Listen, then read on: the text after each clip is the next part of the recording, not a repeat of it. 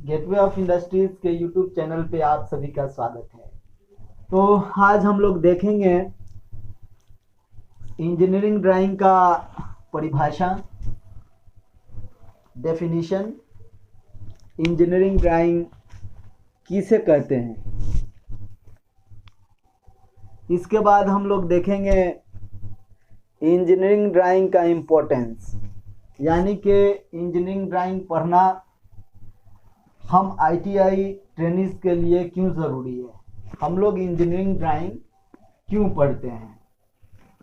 और तीसरे में हम लोग देखेंगे टाइप्स ऑफ इंजीनियरिंग ड्राइंग, यानी कि इंजीनियरिंग ड्राइंग कितने प्रकार के होते हैं। तो आइए देखते हैं इसका परिभाषा क्या है।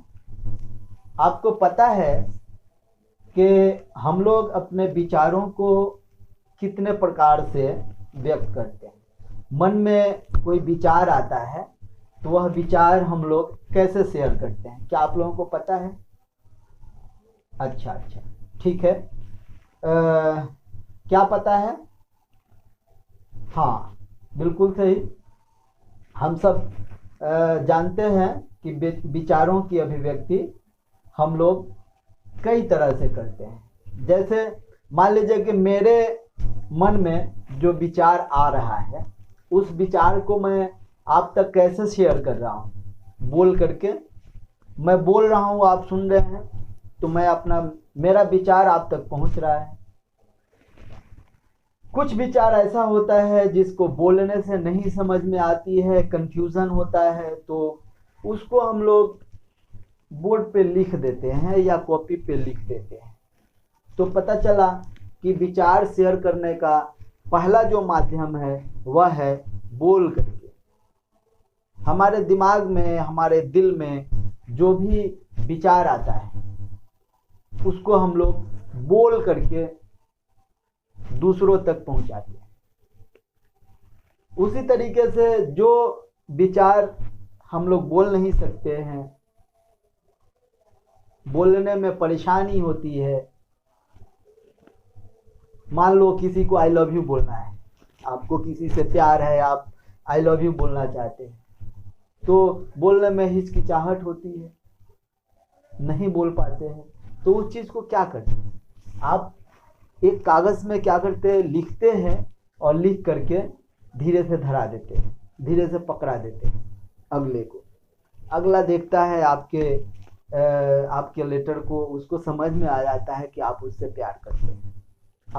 अपनी फीलिंग्स जो आपके मन में रहता है, उस फीलिंग्स को आप कागज़ में लिख करके बता देते हैं कि हमारे मन में आपके प्रति ये भाव है, ये चीज़ें हैं। तो एक तो आप बोल करके बताते हैं अपने मन के फीलिंग्स को, अपने मन की बात को, और दूसरा जो है लिख करके आप अपने मन के बात को दूसरों तक पहुंचाते हैं। तीसरा क्या है भाई? एक तीसरा भी माध्यम है। क्या है वो? इशारों से हम लोग अपनी फीलिंग्स को, अपनी बात को पहुंचाते हैं दूसरों तक। तो पता चला कि अपनी बात को कहने के लिए हम लोग 3 माध्यम का प्रयोग करते हैं। कौन कौन सा? पहला, बोल करके, जैसा कि मैं आपके सामने बोल रहा हूं, बोल करके अपने फीलिंग्स को आप तक पहुंचा रहा हूं। दूसरा, लिख करके मैं अपनी फीलिंग्स को बता रहा हूं। तीसरा होता है इशारों के द्वारा, हम अपनी बात को इशारों के द्वारा भी दूसरों तक पहुंचा सकते हैं। कहीं चलना होता है तो हम लोग ऐसे आंख मार देते हैं, तो अगले आदमी को पता चल जाता है कि फला आदमी हमें इशारा कर रहा है कि इधर जाना है, मार्केट जाना है या कहीं जाना है। ठीक है? तो 3 तरह से हम अपने विचारों को बताते हैं, दूसरों तक पहुंचाते हैं। पहला क्या है?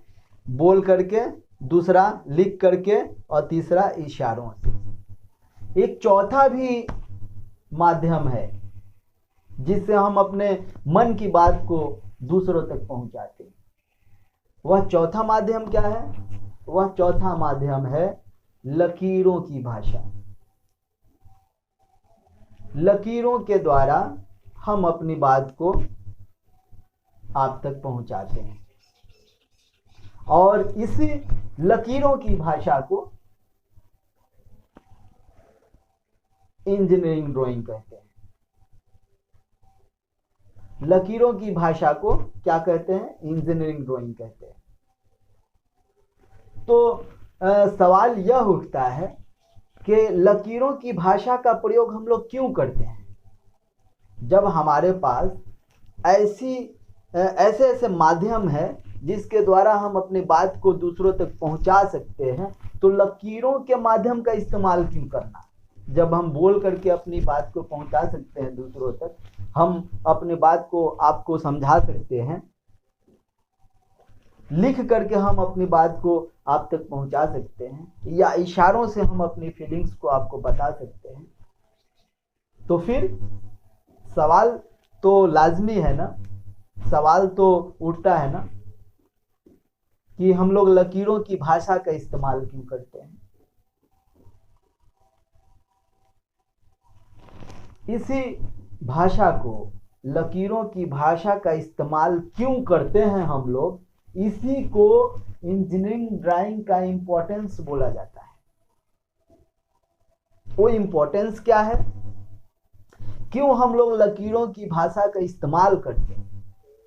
क्यों हम लोग इंजीनियरिंग ड्राइंग पढ़ते हैं? आइए इस चीज को हम लोग समझते हैं। सपोज कि मेरे आंख पे, ये चेहरे पे एक चश्मा है, देखिए ये चश्मा है। मुझे चश्मा बनवाना है फैक्ट्री में, जो बनाता है उसको मुझे बताना है।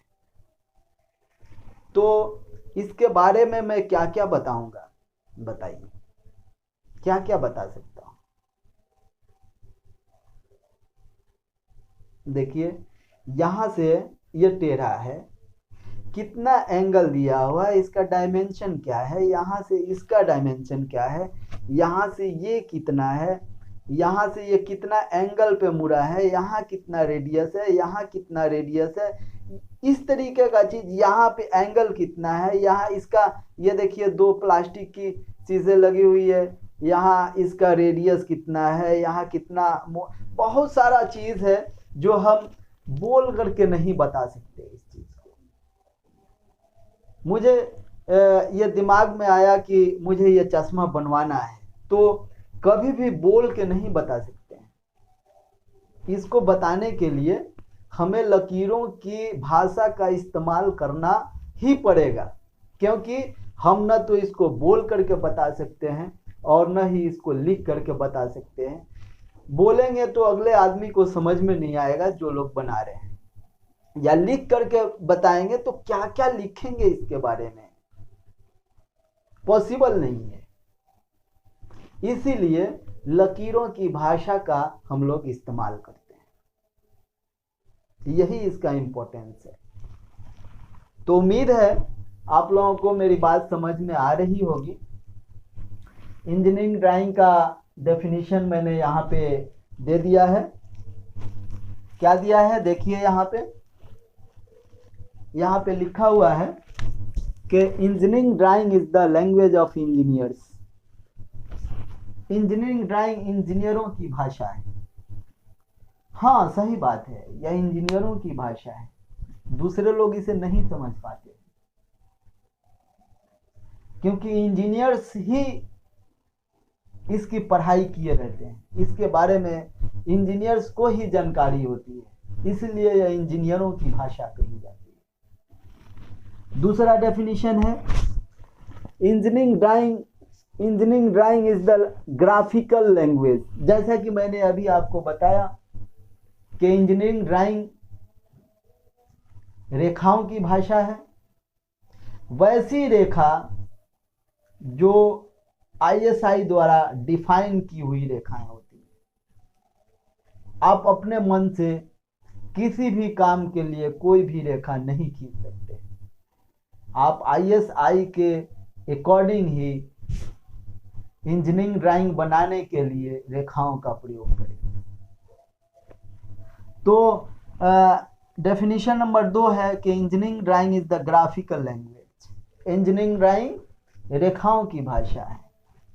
तीसरा डेफिनेशन है engineering drawing is the universal language. Universal का क्या मतलब होता है? यूनिवर्सल का मतलब होता है पूरे वर्ल्ड में समझी जाती है। प्रत्येक भाषा का अपना एक अलग क्षेत्र होता है। जैसे भोजपुरी एक भाषा है तो इसका अपना एक क्षेत्र होता है। बिहार और उधर यूपी में चले जाएंगे, आधे यूपी तक भोजपुरी समझी जाती है, बोली जाती है। तो एक निश्चित एरिया में भाषा समझी जाती है या बोली जाती है। फिर दूसरे जगह जाएंगे तो उस भाषा को जानने वाले नहीं मिलेंगे। हर एक भाषा का अपना एक अलग क्षेत्र होता है। हिंदी का एक अपना अलग क्षेत्र है। हिंदी हिंदुस्तान में चलती है। अगर हिंदी को चाइना में जाएंगे बोलेंगे वहां नहीं समझ में आएगी। रसिया में जाएंगे बोलेंगे नहीं समझ में आएगी। रसिया की अपनी एक अलग भाषा है। हर एक क्षेत्र का एक अलग भाषा होता है। अरबियन कंट्रीज में बोली जाती है। इंग्लिश इंग्लैंड में, अमेरिका में बोला जाता है। चाइनीज चाइना में बोला जाता है। तो इससे क्या पता चलता है? हर एक भाषा का अपना एक अलग एरिया होता है। उस एरिया में ही भाषा को समझा जाता है और बोला जाता है। लेकिन इंजीनियरिंग ड्राइंग ही एक ऐसी भाषा है जिसको समझने वाले दुनिया के हर एक कोने में मिल जाएंगे। चाहे दुनिया के किसी भी कोने में चले जाइए आप, इंजीनियरिंग ड्राइंग हर जगह समझने वाले मिल जाएंगे। हर एक मोहल्ले में मिल जाएंगे। इसीलिए इस भाषा को यूनिवर्सल लैंग्वेज कहा जाता है। विश्वव्यापी भाषा बोला जाता है। ऐसा कोई भाषा नहीं है पूरी दुनिया में जिसको पूरी दुनिया समझती है। एक यही भाषा है, मात्र एक यही भाषा है इंजीनियरिंग ड्राइंग जिसको पूरी दुनिया समझती है। इसलिए इस भाषा को हम लोग यूनिवर्सल ड्राइंग कहते हैं, यूनिवर्सल लैंग्वेज कहते हैं। तो उम्मीद है तीनों डेफिनेशन आपको समझ में आ गया होगा। अब इम्पोर्टेंस क्या है इसका? जैसा कि मैंने अभी थोड़ी देर पहले बताया कि इसका इम्पोर्टेंस क्या है। वस्तुओं का मैन्युफैक्चरिंग करने के लिए, वस्तुओं को बनाने के लिए हम लोग लिख करके या इशारों से या बोल करके ऑपरेटर को नहीं बता सकते। जो बनाने वाले होते हैं ऑब्जेक्ट्स को, मशीन पार्ट्स को, वो उनको अगर आप बोल करके बताइएगा कि आपका रिक्वायरमेंट क्या है, आपकी आवश्यकता क्या है, ज़रूरतें क्या है, किस चीज़ का आपको रिक्वायरमेंट है, कैसा चीज़ चाहते हो, उसका डिज़ाइन कैसा होना चाहिए, तो आप बोल करके नहीं समझा सकते। तो फिर ऐसे जगह पे हम लोग इंजीनियरिंग ड्राइंग का प्रयोग करते हैं, लकीरों की भाषा का इस्तेमाल करते हैं। तो आपने इसका परिभाषा देख लिया, इसका इम्पोर्टेंस देख लिया। अगर कोई आपसे पूछे कि इंजीनियरिंग ड्राइंग हम लोग क्यों पढ़ते हैं, तो आप क्या जवाब देंगे? कोई भी वस्तु का मैन्युफैक्चरिंग करने के लिए, कोई भी मशीन पार्ट बनाने के लिए हम किसी भी भाषा का इस्तेमाल नहीं कर सकते हैं। जैसे बोल के नहीं बता सकते हैं जो लोग बनाते हैं उस मशीन को, या उस मशीन पार्ट को लिख करके नहीं बता सकते हैं। तो ऐसे कंडीशन में अगर मैं बोलूँगा भी तो जो बनाने वाला है, जो मैन्युफैक्चरर है, वो मेरी बात को नहीं समझ सकता है, वो आपकी बात को नहीं समझ सकता है। तो वैसे जगह पे हम लोग किसका प्रयोग करेंगे? इंजीनियरिंग ड्राइंग का, यानी कि रेखाओं की भाषा का प्रयोग करते हैं, जिससे रेखाओं की भाषा का इस्तेमाल करने से फ़ायदा यह होता है कि अगला जो मैन्युफैक्चरर है, जो फैक्ट्री वाला है, आपकी बात को बहुत इजीली, आसानी से समझ जाता है। तो यह हो गया आपका इम्पोर्टेंस। इसके बाद अब हम लोग देखेंगे टाइप्स। इंजीनियरिंग ड्राइंग कितने प्रकार के होते हैं। तो जैसा कि यहाँ पे दिख रहा है, इंजीनियरिंग ड्राइंग 3 प्रकार के होते हैं। एक है मैकेनिकल इंजीनियरिंग ड्राइंग, और दूसरा है सिविल इंजीनियरिंग ड्राइंग, और तीसरा है इलेक्ट्रिकल इंजीनियरिंग ड्राइंग। तो मैकेनिकल इंजीनियरिंग ड्राइंग क्या है? मशीन से रिलेटेड ड्राइंग को, यंत्र संबंधित जो ड्राइंग होता है उसको हम लोग मैकेनिकल इंजीनियरिंग ड्राइंग के अंतर्गत रखते हैं। वह मैकेनिकल इंजीनियरिंग ड्राइंग होता है। मशीनों से रिलेटेड जो ड्राइंग होता है वह क्या होता है? वह होता है मैकेनिकल इंजीनियरिंग ड्राइंग। ठीक है, तो जिनको मैकेनिकल क्षेत्र में जाना है उनको मैकेनिकल इंजीनियरिंग ड्राइंग पढ़ना होता है। ठीक है। Civil engineering drawing, civil engineering drawing कौन पढ़ते हैं? बिल्डिंग कंस्ट्रक्शन से रिलेटेड ड्राइंग को सिविल इंजीनियरिंग ड्राइंग कहते हैं, या रोड, डैम, बांध वगैरह का ड्राइंग हम लोग सिविल इंजीनियरिंग ड्राइंग के अंतर्गत पढ़ते हैं। तो ये सिविल का क्षेत्र है। जिनको बिल्डिंग कंस्ट्रक्शन के एरिया में जाना है उन्हें सिविल इंजीनियरिंग ड्राइंग का जानकारी होना बहुत जरूरी है। तीसरा है इलेक्ट्रिकल या इलेक्ट्रॉनिक्स इंजीनियरिंग ड्राइंग। बिजली से रिलेटेड, यानी कि विद्युत से रिलेटेड जो लोग काम करते हैं, विद्युत संबंधित ड्राइंग को हम लोग क्या कहते हैं? उसको हम लोग कहते हैं इलेक्ट्रिकल या इलेक्ट्रॉनिक्स इंजीनियरिंग ड्राइंग। तो दोस्तों, आज हम लोगों ने क्या क्या देखा? आज हम लोगों ने देखा इंजीनियरिंग ड्राइंग किसे कहते हैं और इंजीनियरिंग ड्राइंग पढ़ना क्यों जरूरी है, और उसके साथ ही हम लोगों ने क्या देखा कि इंजीनियरिंग ड्राइंग कितने प्रकार के होते हैं। तो उम्मीद है आप लोगों को ये वीडियो अच्छा लगा होगा। फिर कल मैं पुनः एक नए टॉपिक के साथ उपस्थित होऊंगा। इसमें हम लोग देखेंगे कि इंजीनियरिंग ड्राइंग में जो यहाँ पे हम लोग लैंग्वेज शब्द का इस्तेमाल किए हैं, इस लैंग्वेज शब्द का इस्तेमाल क्यों करते हैं हम लोग? इंजीनियरिंग ड्राइंग लैंग्वेज क्यों होता है, भाषा क्यों होता है, और यहीं से हम लोग पुनः दूसरे टॉपिक का शुरुआत करेंगे। उम्मीद है आप लोग कंटिन्यू वीडियो को देखते रहेंगे। मैं पार्ट वाइज कर करके इस वीडियो को बना रहा हूँ और पूरे डिटेल में आप लोगों को समझाने का कोशिश किया हूँ, और पूरे डिटेल में अगला भी वीडियो मैं आप तक पहुंचाने का कोशिश करूंगा। और अगर आप लोग मेरा वीडियो कंटिन्यू देखते रहेंगे तो उम्मीद है आपका जो 6 क्वेश्चन होता है, या एएलपी में या और भी रेलवे के बहुत सारे एग्जाम होते हैं जिसमें ड्राइंग बहुत ज़रूरी होता है, उसको भी करने में सॉल्व करने में मेरा वीडियो काफ़ी हेल्पफुल रहेगा।